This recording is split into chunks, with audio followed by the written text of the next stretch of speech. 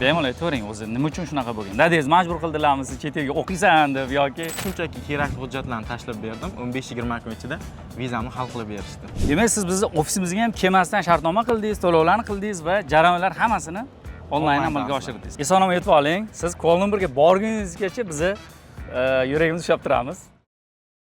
Bugun bizda yana bir ajoyib kun. Dunyoning musulmon va eng tinch davlatlaridan biri Malayziyaga Quvonchbek ukamiz jo'natyapmiz. Quvonchbek 11-sinf tugatiboq Malayziyada o'qishga qaror qildilar. Kimlar O'zbekistonda o'qishni tanlaydi, kimlar Malayziyada. Quvonchbek, hissiyotlaringiz bilan ozgina bo'lishing va jarayonlar qanday bo'ldi o'zi? Albatta, hissiyotlar juda ham pozitiv. Katta hayotni albatta Malayziyada tinch mamlakatda boshlayotganimdan juda ham xursandman. Jarayonlarga keladigan bo'lsak, jarayonlar juda ham ochiq, shaffof, juda ham tez va ishonchli o'tdi.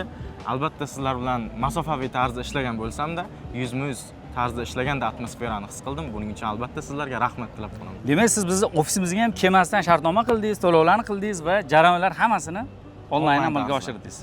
Albatta. Bizni ko'rmasdan g'oyibona bilan gaplashib shartnoma qilganlar va mana bugun natijasi yaxshi bo'ldi.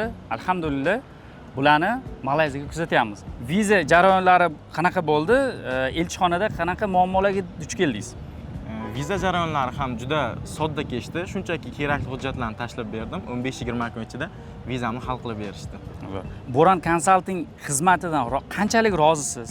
Albatta, ming roziman. Shuncha orzularimni amalga oshirishda yordam berayotganlaringiz uchun rahmat tilab qolaman sizlarga.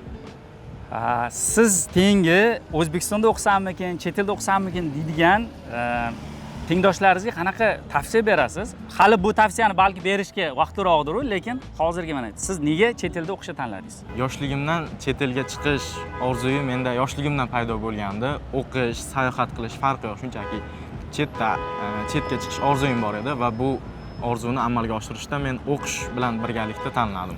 Malayziyaga borganingiz e'tibor qiling, mana shunaqa signallarni eshitmaysiz. Bunaqa signal bermaydi hozir. Demak, sizni biletingiz пересадкали. Siz Kuala-Lumpurga borib tushishingiz bilan bu yoqda International Students degan alohida bo'lim bor. Siz umumiy qatorga o'tib ketib qolmaysiz va o'sha joyda sizni alohida registratsiya qilishadi va hozir Arrival Card degan to'ldirish, onlayn to'ldiradigan narsa chiqqan hozir. Buni ham sizga ko'rsam, boya aytish esimdan chiqib qolibdi.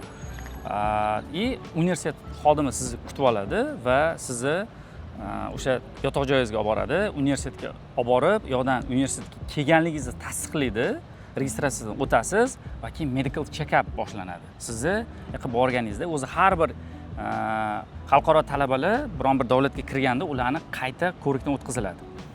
Bu jarayonlar o'tgandan keyin, xudo xolasa, yoqda darslar boshlanadi. Darslarda yana sizda 3 kun tanishuv darslari bo'ladi va shu bilan asosiy darslaringiz boshlab ketasiz. Omad sizga. Alloh xayrli qilsin. Eson-omon yetib oling. Siz Kuala-Lumpurga borguningizgacha bizni yuragimizni ushlab turamiz. Baribir xavotir bor o'z manziliga yetguncha. Agar siz ham Quvonchbekka o'xshab o'z orzularingizni chet elda amalga oshirishni xohlasangiz, Malayziyada o'qiysizmi, boshqa davlatlarda o'qimoqchimisiz, Boran Consulting murojaat qiling, sizga ham yordam beramiz.